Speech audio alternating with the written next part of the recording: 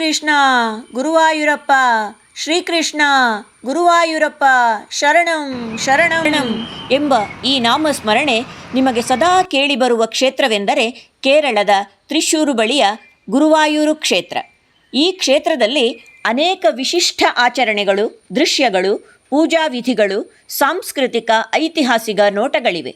ಆದರೆ ಗುರುವಾಯೂರು ಕ್ಷೇತ್ರಕ್ಕೆ ಭೇಟಿ ನೀಡುವವರು ಮುಖ್ಯವಾಗಿ ಈ ಎರಡು ಸ್ಥಳಗಳಿಗೆ ಭೇಟಿ ನೀಡದಿದ್ದರೆ ನಿಮ್ಮ ಯಾತ್ರೆ ಪರಿಪೂರ್ಣವಾಗಲಾರದು. ಮೊದಲನೆಯದ್ದು ನಾರಾಯಣಾಲಯವಾದರೆ ಎರಡನೆಯದ್ದು ಮೆಲ್ಪತ್ತೂರು ನಾರಾಯಣ ಭಟ್ಟತ್ತಿರಿ ಸ್ಮಾರಕ ಸಭಾಭವನ. ಶ್ರೀಕೃಷ್ಣನ ಮಹಾನ್ ಭಕ್ತರಾದ ಮೆಲ್ಪತ್ತೂರು ನಾರಾಯಣ ಭಟ್ಟತ್ತಿರಿ ರಚಿಸಿದ ನಾರಾಯಣೀಯಂ ಸಂಸ್ಕೃತ ಕಾವ್ಯ ಮಹತ್ತರವಾದುದು. ಕೃಷ್ಣನ ಕೀರ್ತನೆಗಳನ್ನು ಒಳಗೊಂಡ ಈ ಕೃತಿ ಕೇರಳದ ಭಾಗವತವೆಂದೇ ಪ್ರಸಿದ್ಧಿ ಪಡೆದಿದೆ. 425 ವರ್ಷಗಳ ಹಿಂದೆ ತೊಟ್ಟಂ ಕೃಷ್ಣನ್ ನಂಬೂದಿರಿ ಈ ಕೃತಿಯನ್ನು ಜಗತ್ ಪ್ರಸಿದ್ಧಿಗೊಳಿಸಿದರು. ಈ ನಾರಾಯಣಾಲಯಂ ದೇವಸ್ಥಾನದ ಉತ್ತರಕ್ಕೆ ರುದ್ರತೀರ್ಥಂ ಕೊಳದ ಸಮೀಪವಿದೆ. ಹಿಂದೆ ಗುರುವಾಯೂರಪ್ಪನ ಮಹಾನ್ ಭಕ್ತರಾದ ಅಪ್ಪಗೈದ ಅವರು ಓಡಾಡಿದ ಸ್ಥಳದಲ್ಲೇ ಈ ನಾರಾಯಣಾಲಯವು ಕಟ್ಟಲ್ಪಟ್ಟಿದೆ. ನಾರಾಯಣಾಲಯದಲ್ಲಿ ಒಂದು ಪುಟ್ಟ ಉಣ್ಣಿಕೃಷ್ಣನ್ ವಿಗ್ರಹವಿದೆ. ಇದು ಬಹಳ ಹಿಂದೆ ಪೂಂತಾನಂ ನಂಬೂದಿರಿ ಎನ್ನುವ ಗುರುವಾಯೂರಪ್ಪನ ಮಹಾನ್ ಭಕ್ತ ತಪಸ್ವಿ ಅವರು ಯಾತ್ರೆಯಲ್ಲಿ ಪೂಜಿಸುತ್ತಿದ್ದಂತಹ ವಿಗ್ರಹ. 1952ರಲ್ಲಿ ಅಷ್ಟಮಂಗಲ ಪ್ರಶ್ನೆಯಲ್ಲಿ ಕಂಡುಬಂದಂತೆ ಇದು ಈಗ ನಾರಾಯಣಾಲಯದಲ್ಲಿ ಇದೆ. ಅಲ್ಲಿ ಪ್ರತಿದಿನ ಬೆಳಗ್ಗೆ 5ರಿಂದ 8ರ ತನಕ ಶ್ರೀಕೃಷ್ಣನ ನಾಮ ಜಪ ನಡೆಯುತ್ತಿರುತ್ತದೆ. ನಾರಾಯಣಾಲಯದಲ್ಲಿ ನಾಮ ಜಪವಲ್ಲದೆ ಕೊಡಿಯಾರ್ಚನೆ, ಲಕ್ಷಾರ್ಚನೆ, ಸಾಧು ಜನ ಅನ್ನ ಸಂತರ್ಪಣೆ, ಭಾಗವತ ಸಪ್ತಾಹ, ನಾರಾಯಣೀಯಂ ಪಠನ ನಿರಂತರ ನಡೆಯುತ್ತಿರುತ್ತದೆ. ನೀವು ಭಾಗವಹಿಸಬಹುದು. ಇದರಿಂದ ಕಷ್ಟ ಕಾರ್ಪಣ್ಯಗಳಿಂದ ಮುಕ್ತಿ ಸಿಗುತ್ತದೆ ಎನ್ನುವ ನಂಬಿಕೆ ಇದೆ. ನೀವು ಭೇಟಿ ನೀಡಲೇಬೇಕಾದ ಸ್ಥಳವೆಂದರೆ ಅದು ಮೆಲ್ಪತ್ತೂರು ನಾರಾಯಣ ಭಟ್ಟತ್ತಿರಿ ಸ್ಮಾರಕ ಸಭಾಭವನ. ನಮ್ಮ ನಾರಾಯಣೀಯಂ ಆನ್ಲೈನ್ ತರಬೇತಿ ಪಡೆದ ತಂಡದವರು ತಮ್ಮ ಗುರುಗಳ ಜೊತೆಗೆ ಭೇಟಿ ನೀಡಿದ್ದಾರೆ. ಸಾಮೂಹಿಕವಾಗಿ ನಾರಾಯಣೀಯಂ ಸಮರ್ಪಣೆ ನಡೆಸಿದ್ದಾರೆ. ಆ ವಿವರಗಳು, ಅನುಭವಗಳು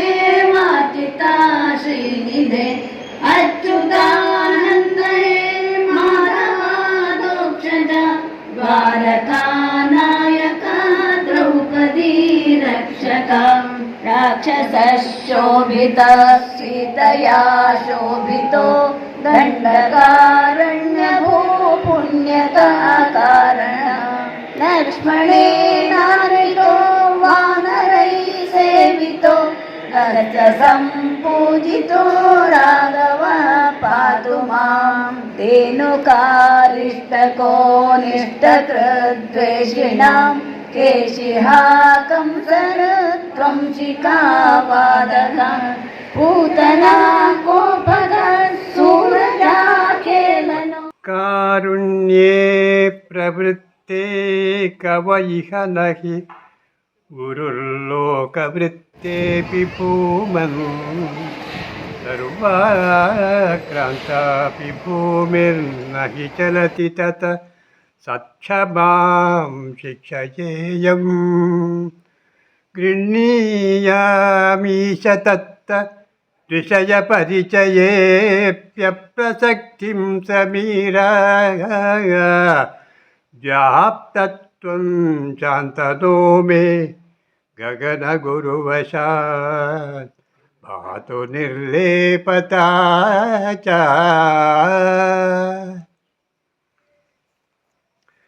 ಹಾಗಿದ್ದರೆ ಇದೇನು ಅಂದರೆ, ಈ ಶ್ಲೋಕ ನನಗೆ ಯಾಕೆ ಇಷ್ಟ, ಒಮ್ಮೆ ಏನಾಯಿತು, ನಾವು ಒಮ್ಮೆ ಗುರುವಾಯೂರು ಕ್ಷೇತ್ರಕ್ಕೆ ಹೋಗುವಂತಹ ನನ್ನ ಶಿಷ್ಯರೊಂದಿಗೆ ಗುರುವಾಯೂರು ಕ್ಷೇತ್ರಕ್ಕೆ ಹೋಗಿ ನಾವು ಕಲಿತಿದ್ದನ್ನು ಕೃಷ್ಣನ ಪಾದಾರವಿಂದಲೇ ಸಮರ್ಪಣೆ ಮಾಡಬೇಕು ಅಂತ ಒಂದು ಭಾವನೆ ಬಂತು.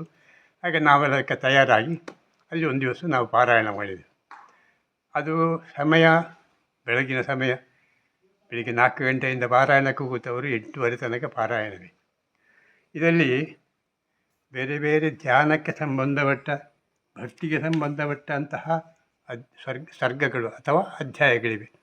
93ನೇ ಸರ್ಗದಲ್ಲಿ ಒಂದು 3ನೇ ಶ್ಲೋಕ ಬರ್ತದೆ.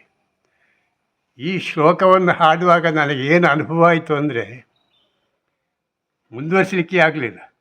ಶ್ಲೋಕವನ್ನು ಹೇಳಿಕೆ ನಾನೊಂದು ಒಂದು ಭಗವಂತನ ಪಾದಾರವಿಂದದಲ್ಲಿ ತಲೆ ಇಟ್ಟು ನಮಸ್ಕರಿಸಿ ಅಂತ ಇದ್ದಾನೆ.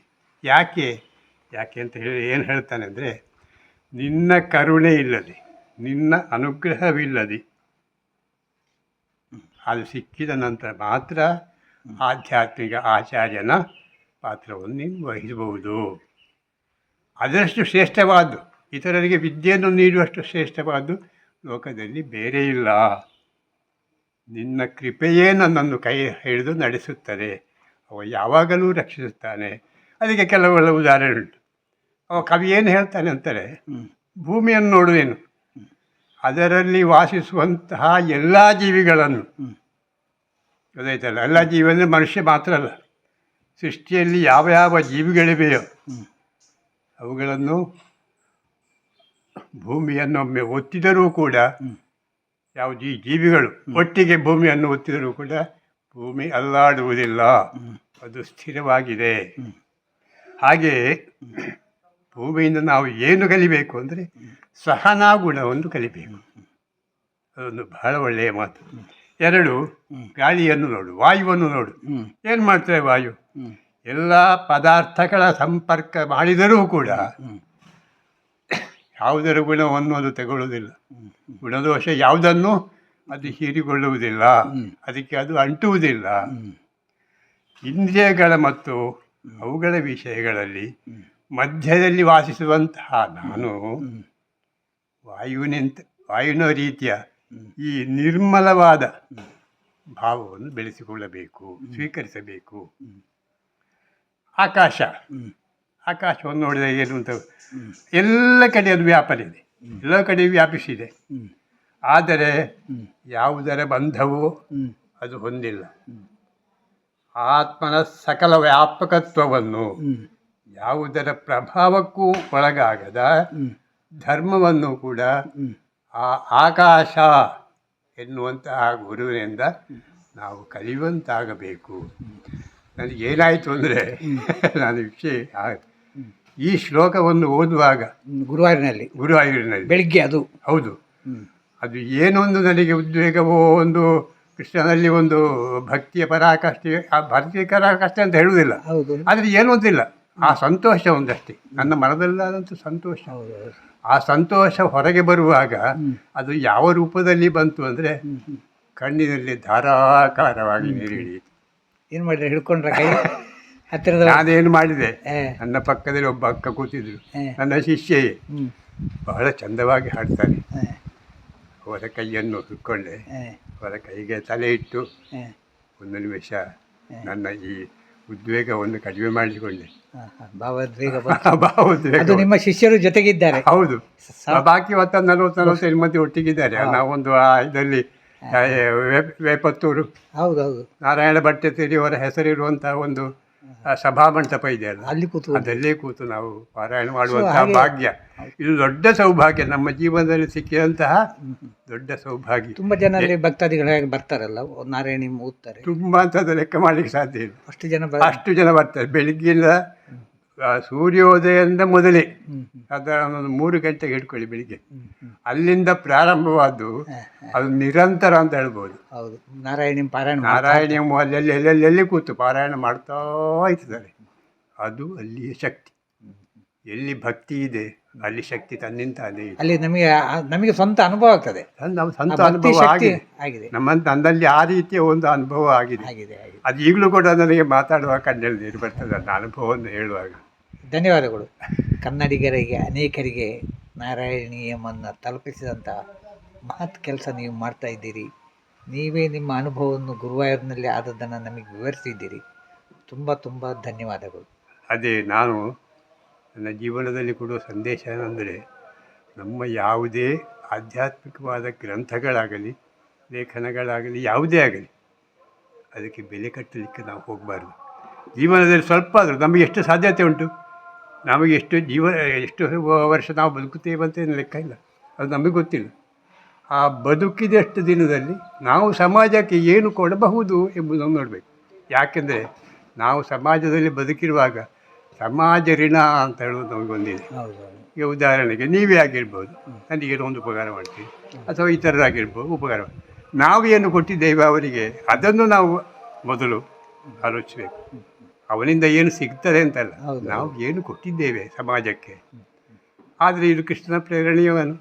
ಈ ರೀತಿಯಲ್ಲಿ ನಾನು ಒಂದು ಸೇವೆ, ಕೃಷ್ಣನ ಸೇವೆ ಅಂತ ಇಟ್ಟುಕೊಳ್ಳು, ಜನಗಳಿಗೆ ಇದನ್ನು ಭಾಳ ತುಂಬ ವಯಸ್ಸಾದ ಮೇಲೆ ನೀವು ಈ ಕಾರ್ಯಕ್ಕೆ ಇಳಿದಿದ್ದೀರಿ. ಹೌದಾ? ನಾನು ನಿಮ್ಮ ಹತ್ರ ಮಾತಾಡೋ ನನಗೆ ತಿಳುವಳಿಕೆ ಬಂದದ್ದು ಅದು. ಅಂದರೆ ನೀವು ಈ ಒಂದು ಶಿಕ್ಷಣ ನಾರಾಯಣೀಯಂ ಈ ಥರ ಪವಿತ್ರ ಗ್ರಂಥಗಳ ಒಂದು ನೀವು ಶಿಕ್ಷಣ ಕೊಡ್ತಾ ಇರೋದು ತುಂಬ ವರ್ಷ ಆದಮೇಲೆ ನೀವು ಒಂದು 72-73 ಪ್ರಾಯ ಆಗಿದೆ ನನಗೆ. ಅದರ ನಂತರ ಆರಂಭ ಮಾಡಿ. ಆ ನಂತರವೇ ಪ್ರಾರಂಭ ಮಾಡಿದ್ದು. ಅದನ್ನು ಮೊದಲೇ ಇದನ್ನು ನಾನು ಓದಿದವನೂ ಅಲ್ಲ, ಯಾವುದು ನಾರಾಯಣೀಯಂ ಓದಿದವನೂ ಅಲ್ಲ. ಆದರೆ ಸಂಸ್ಕೃತ ಸ್ವಲ್ಪ ಕಲಿತು ಗೊತ್ತು.